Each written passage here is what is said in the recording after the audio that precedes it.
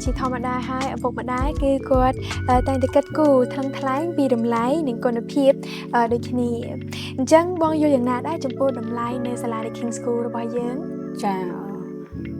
មុននឹងខ្ញុំសម្រាប់ចិត្តដាក់កូននៅ King School ខ្ញុំបានដើរមើលសាលាច្រើន ចា ហើយលើសាលាច្រើន focus លើតម្លៃដែរដោយសារតម្លៃសំខាន់មួយដែរគុណភាពអូខេតែតម្លៃក៏ត្រូវ compare គ្នាដែរ ត្រូវ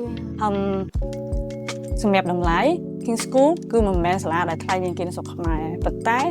ខ្ញុំដើរមើលមកសម្រាប់ចិត្តខ្ញុំគឺ King School មានគុណភាពខ្ពស់ជាងគេសម្រាប់ខ្ញុំហើយតម្លៃអត់ខ្ពស់ជាងគេទៅស្រុកខ្មែរចាអញ្ចឹងខ្ញុំពេញចិត្តសម្រាប់តម្លៃហើយមួយទៀតបើបងបញ្ជូនកូនបងទៅរៀននៅ King School នៅអង់គ្លេសមកបងត្រូវចំណាយមួយឆ្នាំមិនក៏$10,000ដែរ